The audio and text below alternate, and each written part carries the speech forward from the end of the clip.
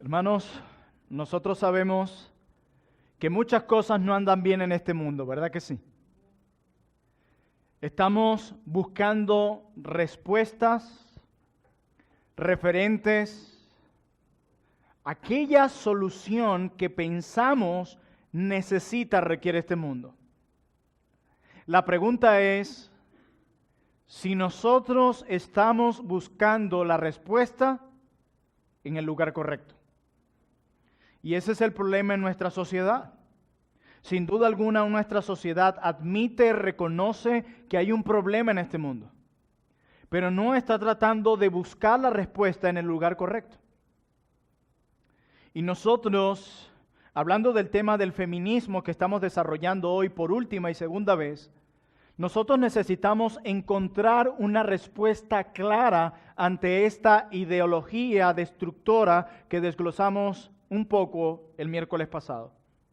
Y la única manera de nosotros poder presentar una respuesta ante el feminismo, la única manera de hacerlo es regresando al diseño original de Dios revelado en su palabra. No hay otra manera. Queremos responder a los postulados del feminismo, pues es necesario que para dar respuesta volvamos al diseño original de Dios. Hermanos, nosotros hemos visto que el feminismo radical de la tercera ola se manifiesta en el mundo.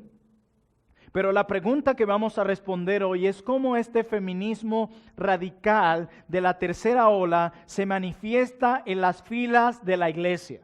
Ese es el tema que nos corresponde hoy, según nuestro programa de clases. La semana pasada nosotros vimos cómo surgió el feminismo. ¿Recuerdan en qué parte de la historia y qué era lo que entendemos por feminismo? Tenemos feminismo de la primera ola, segunda ola y tercera ola. Ahí vimos también qué enseña el feminismo, qué es lo que promueve. Pero en la noche de hoy vamos a dar una respuesta bíblica ante los postulados del feminismo. Y en segundo lugar, nosotros vamos a ver hoy cuáles son aquellas cosas que deben y pueden hacer las mujeres en la iglesia.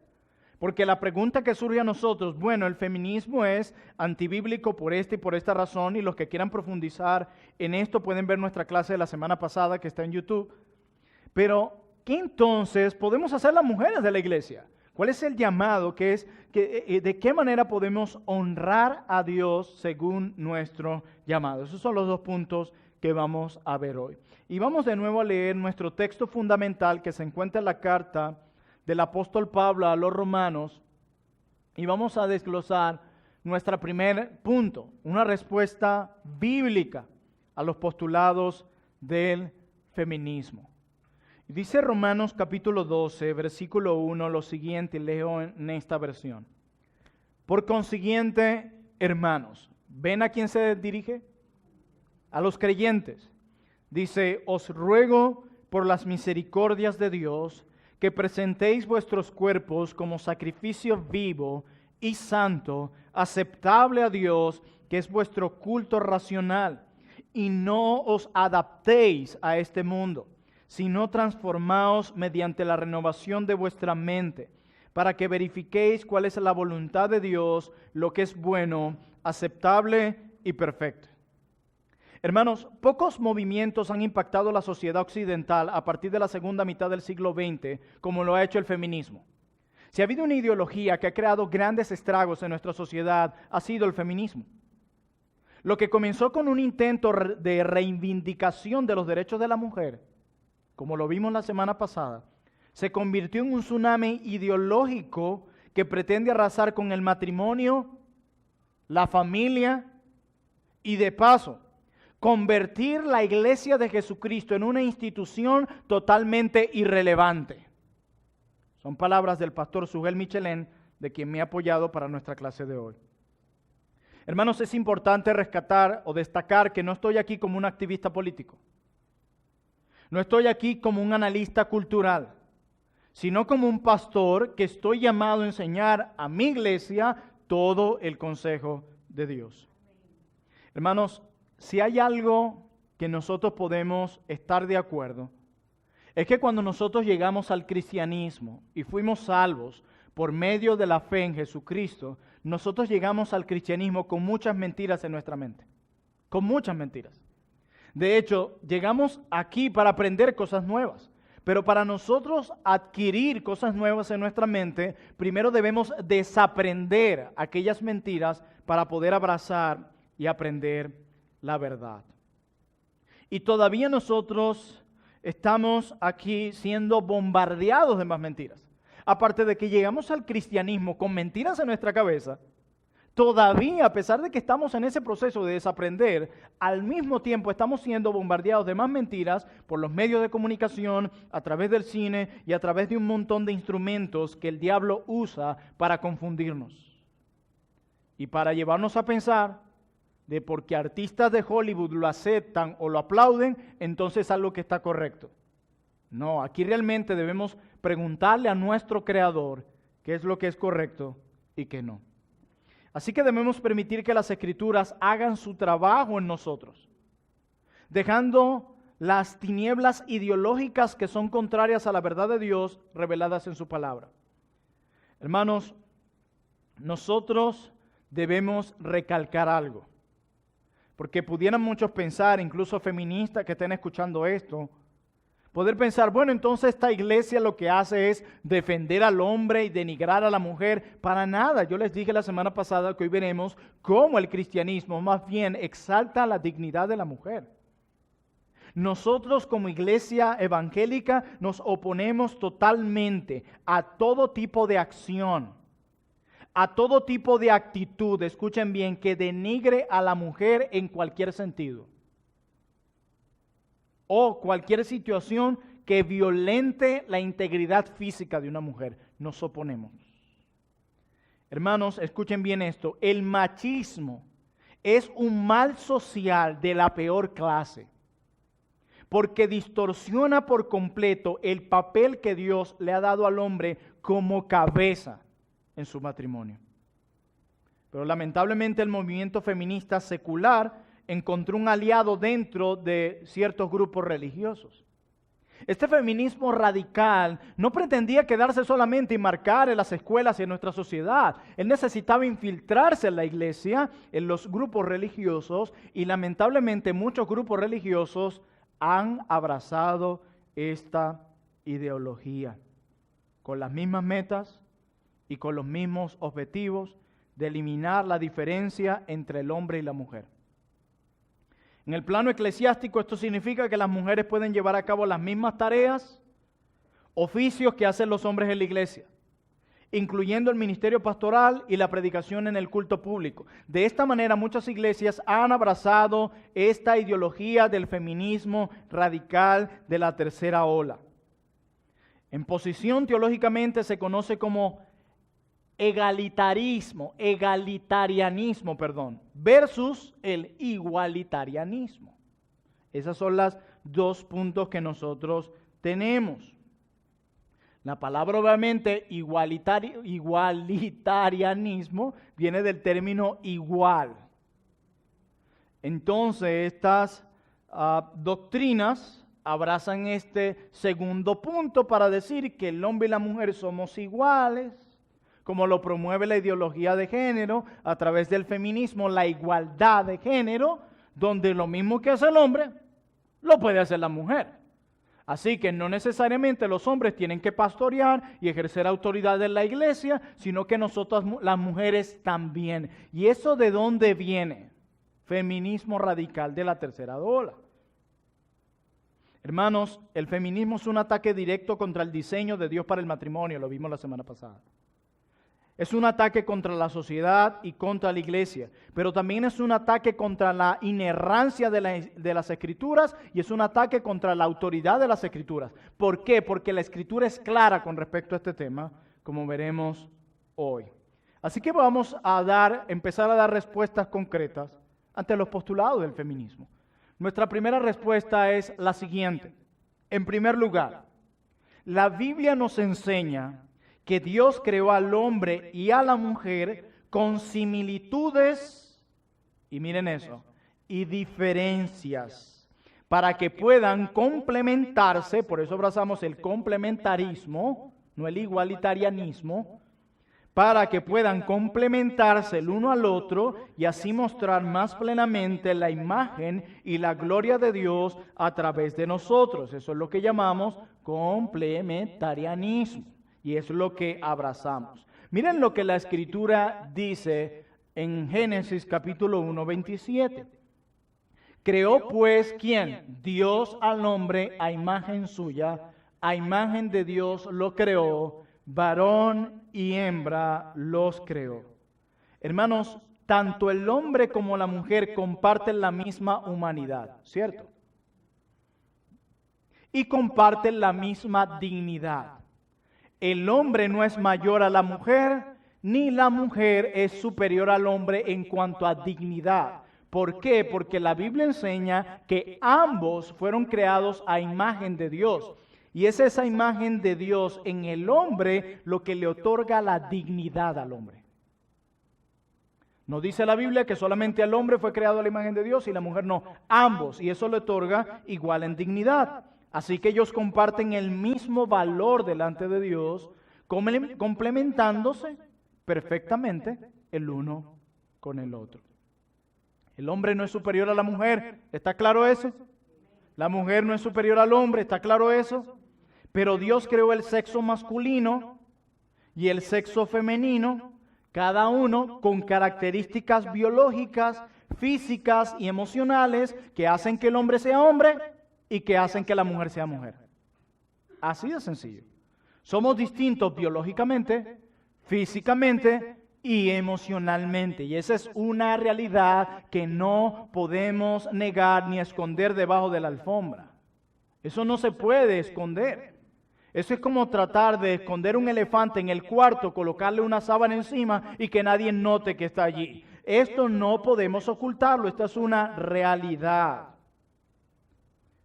Y es funcionando como hombres y funcionando como mujeres que podemos mostrar más ampliamente la gloria de Dios al mundo. Funcionando de acuerdo a nuestra naturaleza. Es la única manera. Así que mis hermanos y hermanas que están aquí, decir que una mujer es denigrada, a menos que se comporte como un hombre y que la tratemos como si fuera un hombre, eso sí es denigrar a la mujer. De hecho, hoy en día se trata como una ofensa planteada por la ideología de género, que un hombre le abra la puerta del vehículo a la mujer para que ella entre, o que le ceda la silla en un restaurante para que ella entre. Se toma como una especie de menosprecio, cuando realmente la ideología de género, el feminismo radical, eso sí es denigrar a la mujer. Eso sí es denigrarla, hermanos. Eso es limitar el potencial de la mujer, porque tanto la sociedad como la iglesia funcionan mejor cuando cada uno actúa de acuerdo al diseño de Dios. Así es como funcionamos mejor. Cuando la mujer funciona como mujer y el hombre como hombre. Así de sencillo. Pero en segundo lugar, nuestra segunda respuesta bíblica al postulado del feminismo es el siguiente. Dios creó un esquema de autoridad. Noten esto, el primer postulado es Dios creó al hombre y a la mujer distintos. El segundo postulado es Dios creó un esquema de autoridad tanto para el hogar como para la iglesia. ¿Vieron eso? Dios creó un esquema de autoridad para el hogar, para la iglesia, que refleja el orden operacional de la misma Trinidad. Dios Padre, Dios Hijo y Dios Espíritu Santo, así como lo escuchan. Y miren cómo Pablo lo dice, inspirado por el Espíritu Santo. Primera a los Corintios 11:3. Dice, Cristo es ¿qué? La cabeza de todo varón. Y el varón es cabeza de la mujer, hablando de autoridad. Y sigue diciendo el texto, y Dios la cabeza de Cristo. ¿Oyeron eso? Dios el Padre es la cabeza de Dios Hijo, y Dios el Hijo es la cabeza de todo varón, y el varón es cabeza de la mujer. Eso está clarísimo ahí. Ahora bien, ¿Dios el Padre es más que Dios el Hijo? Claro que no. Para nada. Pero en su modo de operación, de orden, de función, el Hijo, Dios el Hijo, voluntariamente se somete a Dios el Padre. Y de la misma manera la mujer debe colocarse voluntariamente bajo la autoridad de su marido, reflejando así el orden funcional que nosotros vemos en la Trinidad. Nada más y nada menos. Es por eso que al hombre en la Biblia no se le manda a someterse a la mujer. ¿Se han dado cuenta de eso? Pero ¿qué se le manda al hombre en la Biblia? A ver, ¿qué sí se le manda? A amarla, a cuidarla, a protegerla. Pero a la mujer sí se le ordena someterse voluntariamente al marido y respetarlo. Mire cómo lo dice Pablo en primera carta a Timoteo, capítulo 2, versículo 11 al 14. Dice que la mujer aprenda calladamente con toda obediencia. Yo no permito que la mujer enseñe ni que ejerza autoridad sobre el hombre. ¿Leyeron eso? Este es un texto muy chocante hoy. De eso, este no es un texto que se predica comúnmente en las iglesias. Le pasan por encima, pero nosotros estamos llamados a predicar las cosas que nos gustan y los textos que no nos gustan. Y este texto hace parte de la palabra, este texto también es inspirado. Y más adelante Pablo dice, porque hay mucha gente que toma este texto y dice, no, eso era cultural. Lo que pasa es que allí en Éfeso, donde estaba pastoreando Pablo, la mujer era muy rebelde y por eso él le dice que no les permite enseñar. En esa misma carta, mira lo que dice Pablo de por qué escribió estas palabras. Más adelante dice, y esto te escribo, hablando a Timoteo, esperando ir a ti pronto, pero en caso de que me tarde, te escribo estas cosas para que sepas cómo debes conducirte en la cultura. En la casa de Dios. Eso lo puedes leer en la primera carta de Timoteo, que de hecho la Biblia dice que es columna y baluarte de la verdad. Eso es increíble. Eso es increíble, hermanos.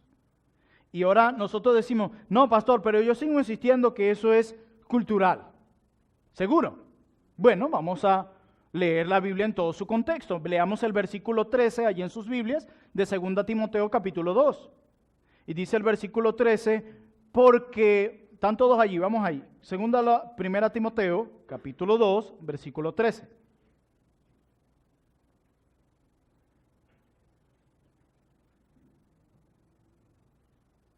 Ok, dice 2 Timoteo capítulo 2, verso 13, dice, porque la cultura de Éfeso, dice así, porque Adán fue formado primero, después Eva. ¿A qué porción de la Biblia se va Pablo para consolidar su argumento? A la creación. Dice, porque Adán fue formado primero, después Eva. O sea que en el orden que Dios creó, primero creó a Adán y luego a Eva. Hay una enseñanza teológica aquí. Dios creó al hombre primero, no fue a Eva. Y mira lo que dice en el 14, Pablo sigue defendiendo su argumento. Dice, y Adán no fue engañado, sino que la mujer siendo engañada incurrió en transgresión. En otras palabras, y miren esto, cuando la mujer asumió el papel de liderazgo que no le correspondía, cuando los papeles se invirtieron por primera vez y Eva se convirtió en la pastora del huerto del Edén, ¿saben qué pasó? Vino el pecado. Justo allí. Cuando ella asumió la posición de liderazgo, justo allí, vino el pecado. Así que Pablo prohíbe tajantemente que una mujer enseñe a los hombres en el culto público y que enseñe, que ejerza autoridad sobre los hombres en la iglesia. En otras palabras, lo que Pablo está diciendo aquí es que una mujer no debe asumir el ministerio pastoral, porque eso es precisamente lo que un pastor está llamado a hacer, enseñar y ejercer autoridad. Y a la mujer no se le permite ninguna de las dos en la iglesia. Y hoy se está promoviendo eso. De muchas maneras. De muchas maneras. Y nuestra intención no es aplastar a nadie, sino que abran los ojos y seamos más obedientes a lo que la Biblia dice. Hay un texto en la Biblia, y quiero que me acompañen allí. Vamos al libro del Génesis rápidamente, para aprovechar el tiempo.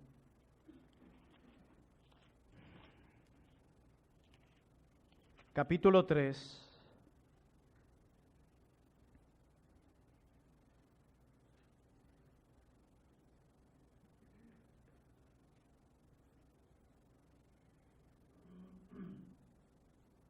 Génesis 3:16. Dice, a la mujer dijo, luego de la caída del pecado, esta es una de las maldiciones del pecado, dijo, a la mujer dijo, multiplicaré en gran manera los dolores en tus preñeces, con dolor darás a luz los hijos, y tu deseo será para tu marido, y él se enseñoreará de ti. Ahora la pregunta es, ¿qué significa el texto de que tu deseo será para tu marido? ¿Qué significa eso acá? Bueno, nosotros tenemos una clave en Génesis 4:7. Tenemos que ver en qué otro pasaje se usa esta misma palabra hebrea para entender qué significa acá. Y en Génesis 4:7, mira lo que dice aquí. Y Abel trajo también de los primogénitos de sus ovejas, de los más gordos de ellas, y miró Jehová con agrado a Abel y a su ofrenda. Y dice el versículo 7, si bien hicieres, le dice Dios a Caín, no serás enaltecido. Y si no hicieres bien, el pecado está a la puerta. Con todo esto, a ti será que su deseo, y tú te enseñorearás de la misma palabra. Y la misma palabra aquí es la misma palabra que se usa en Génesis 3:16. Ahora la pregunta es, ¿qué hace Dios con Caín aquí cuando le dice esto? Él le habla estas palabras a Caín para advertirle que el deseo del pecado iba a controlarlo. ¿Qué es entonces lo que está diciendo aquí Dios cuando dice tu deseo será para tu marido? Muchos creen que este texto da la idea de que a partir de la caída el deseo de la mujer va a ser controlar a su marido. Ya sea manipulándolo, ya sea buscando la manera de que su autoridad prevalezca en la casa por encima de la de su esposo. Así que el texto quiere decir en Génesis 3:16 que tu deseo, esa palabra indica de controlar. Tu deseo ahora será controlar a tu esposo, manipular a tu esposo, socavar la autoridad de tu esposo. Es eso lo que vemos allí. Y algunos de ustedes dirán, bueno, nos salvamos, porque en nuestra iglesia no se ordenan pastoras. No solo por el texto que leí en 1 Timoteo. Lean 1 Timoteo 3 los requisitos de un pastor y ven claramente que ahí no se está hablando de ninguna mujer. Y como veremos hoy, la mujer tiene un rol hermoso en la iglesia. Y ustedes dirán, bueno, aquí no hay pastoras, me salvé. Aquí en esta iglesia no ha sido impactada por el feminismo, gloria a Dios. Bueno, déjenme decirle algo, mis amadas hermanas, el pastorado, el ejercicio del pastorado no es la única forma en la que se manifiesta el feminismo en la iglesia. Porque algunas aquí pueden decir, bueno, me salvé. Mire, hoy se habla del empoderamiento de la mujer. Feminismo radical.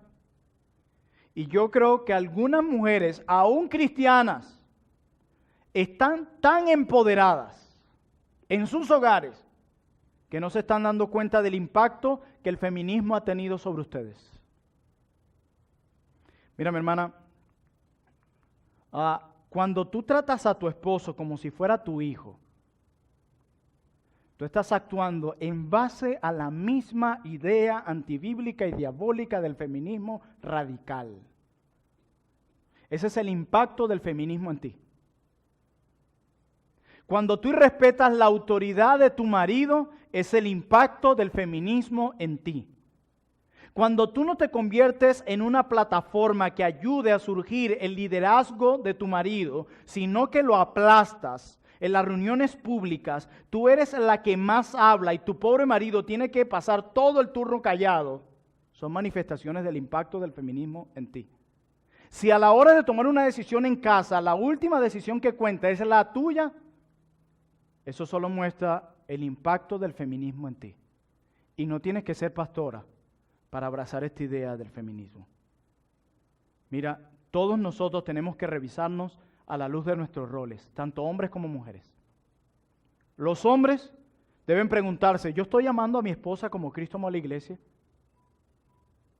Y las mujeres deben estarse preguntando, ¿tú estás respetando a tu esposo como la iglesia respeta a Cristo? Es más, déjame ponértelo más simple, como lo puso el pastor Sugel. Si yo le hiciera un examen a tus hijos, los llamara hoy en secreto, y les preguntara, díganme una cosa, muchachos, ¿quién manda en tu casa? ¿Quién manda en la casa? ¿Tú crees que ellos pudieran decir, bueno, pastor, mi papá, él es el que manda ahí? Ahora, pastor, eso sí también le digo, él no solo manda ahí, sino que mi papá ama a mi mamá, la ama mucho. Como Cristo amó a la iglesia, él la protege, él cuida a mi mamá, él no es un abusador, él usa su autoridad para servir a mi mamá y mi mamá es su ayuda idónea. ¿Tú crees que tus hijos podrán responder eso? Porque si la respuesta es la contraria, tu hogar ha sido impactado por el feminismo radical, antibíblico y antiteológico, totalmente demoniado. Ha sido impactado por eso. No tienes que ser pastora para eso. Por último, y con esto cierro, ¿qué entonces podemos hacer, pastor, en la iglesia? No queremos deshonrar a Dios, ¿cierto? Queremos agradarle en todo. ¿Qué podemos hacer? Bueno, en primer lugar, vamos a ver qué cosas pueden y deben hacer las mujeres en la iglesia. Y en primer lugar tenemos lo siguiente. Lo primero es que las mujeres deben aprender. Eso es lo primero. Las mujeres cristianas tienen el deber de crecer en el conocimiento doctrinal de las Escrituras y la iglesia tiene la responsabilidad de instruir a las mujeres de la iglesia. Y ahora ustedes van a decir, pastor, pero eso suena obvio, que las mujeres tengamos que aprender. Sí, pero yo quiero decirles que en la época en la que se escribió el Nuevo Testamento, esta sería una enseñanza revolucionaria. Enseñar a una mujer era una completa ofensa, nadie quería hacerlo. De hecho, muchos judíos se levantaban cada mañana y hacían una oración como esta: gracias a Dios que no soy gentil, gracias a Dios que no soy mujer. Había un menosprecio hacia la mujer y Cristo vino a revolucionar todas estas ideas. Y no por causa del Antiguo Testamento, porque ni siquiera en el Antiguo Testamento Dios nunca enseñó que la mujer debía ser oprimida y menospreciada, nunca. Más bien, a pesar de lo que enseñaba el Antiguo Testamento, la sociedad judía menospreciaba a la mujer. Y Dios mismo y Cristo mismo vino a reivindicar esto. Completamente. De hecho, la Biblia nos enseña que la mujer debe aprender no solamente la instrucción en casa, sino la instrucción por sus pastores. Incluso Pablo dice en una de sus cartas que si las mujeres no entienden algo en la iglesia, que busquen a sus maridos y que ellos le enseñen. Y eso demanda que ustedes maridos estén más preparados. Pero miren lo que dice Proverbios 1:8. Oye, hijo mío, la instrucción de tu padre, y miren esto, y no abandones la enseñanza de tu madre. Si la Biblia avala y bendice a la madre que enseña a sus hijos, quiere decir que esta madre, para poder enseñar a sus hijos, ella debe aprender primero. Tú no puedes dar de lo que no tienes. Así que tienes que aprender primero. Y miren esto, en segundo lugar, no solamente las mujeres deben aprender y ser instruidas. Esto era algo que, como les dije, repudiaban en el Nuevo Testamento. Incluso, hermanos, no sé si ustedes recuerdan que Jesús, nuestro Salvador, no se amoldó a ninguno de estos prejuicios de la época. ¿Saben por qué? Porque fue a una mujer en Samaria, a una mujer y de Samaria de paso, que para un judío eso era totalmente un rechazo, que el Señor le impartió la enseñanza más profunda que encontramos en uno de los evangelios acerca de la verdadera adoración. ¿Y saben a quién Dios le dio esa magistral enseñanza? Para que la mostrara a otros, a una mujer. Por eso es que cuando los discípulos llegaron, dijeron, y está hablando con una mujer. Eso era un choque. ¿Ven cómo el cristianismo reivindica el valor de la mujer?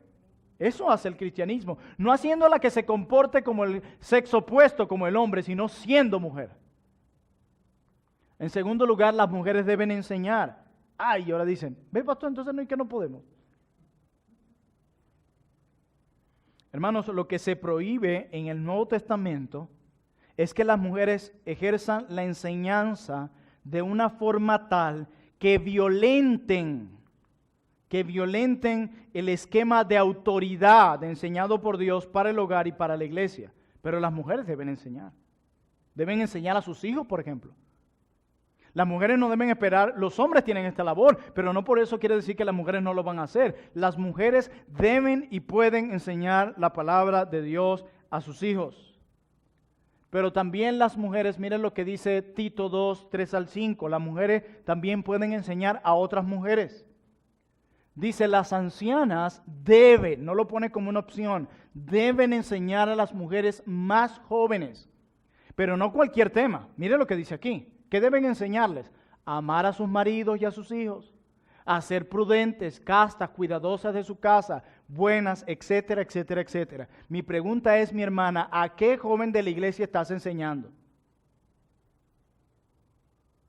¿O estás esperando que otro lo haga, que un hombre lo haga o que los pastores lo hagan? Tú tienes la labor de abrir tu Biblia y enseñar a otras mujeres. Cuando tú te dedicas a enseñar a otras mujeres estas verdades, estás cumpliendo tu labor. Y esa expresión, enseñar en el griego que está en Tito, habla de una enseñanza que se da de manera informal. No necesitas un púlpito y las luces para hacerlo. ¿Qué mejor manera de enseñar a amar a sus maridos y a servir en la casa que invitando a las mujeres a tu casa y ver cómo se hacen las cosas? Abrir tu Biblia junto a ellas y aprender lo que la palabra tiene que decir. Sí que las mujeres pueden enseñar a otras mujeres, pero también las mujeres pueden enseñar a otros hombres. Así es, pero solo en ciertos contextos en que la autoridad masculina no sea socavada. Como lo coloqué allí, nosotros tenemos un ejemplo en Hechos 18, versículo 24 al 26, donde ustedes recordarán que Apolos estaba predicando y al terminar la exposición, Apolos, quien dice la Biblia que era poderoso en las Escrituras, Aquila y Priscila, un matrimonio, un hombre y una mujer, lo llaman aparte y le instruyen en las Escrituras. Y la palabra en el texto griego dice que ellos catequizaron a Apolos.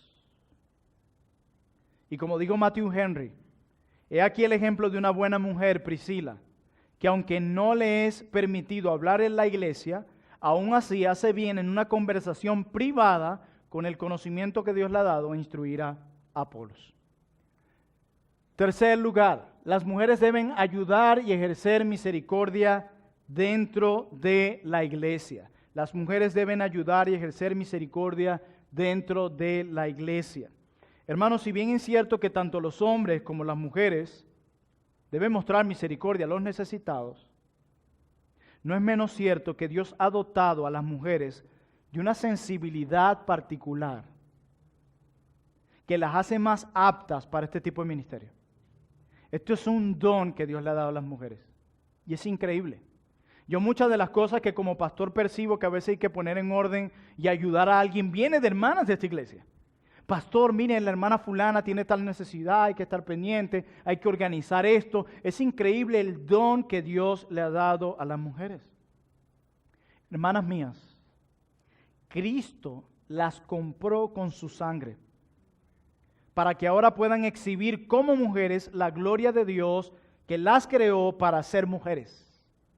Esa es tu belleza, mi amado hermana. ¿Sabes cuál es tu belleza? Ser mujer. Ser mujer es tu mayor belleza.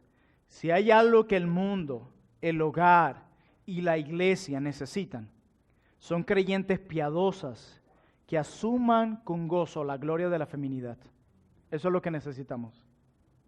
Pero también la iglesia necesita hombres que se sacudan esa apatía que tienen encima, que se sacudan de su comodidad para servir en la iglesia, en el mundo y en la familia con los dones y los talentos que el Señor les dio. Para servir en la iglesia no necesita estar parado detrás del púlpito. Hay muchas cosas más en cómo puede servir a la iglesia. Es increíble, escuchaba en estos días que muchas empresas hoy prefieren contratar a mujeres en lugar de hombres. ¿Saben por qué? Porque las mujeres son más eficientes en sus labores que los hombres. Los hombres siempre terminan mostrando pereza, desorden, inestabilidad. Y las mujeres solo delégale algo y ves así. Y créeme, no digo que esto sea en todos los hombres, pero sí pasa. Nosotros como pastor hemos tenido hermanas que lo que usted le encargue, mire, eso está ahí sin falta. Pero encárgaselo a un hombre, tú estás como con el miedo. ¿Será que sí? Y les digo esto, hermanos. Levántense de esa apatía, despierten y sean diligentes, porque a Dios van a dar cuenta de qué están haciendo con las capacidades y dones que Dios les dio. Por cada minuto perdido, flojeando y con apatía, usted le va a dar cuenta al Señor. Sépalo. Y gloria a Dios por las mujeres que viven de acuerdo a su diseño. Bendito sea el Señor. Oremos.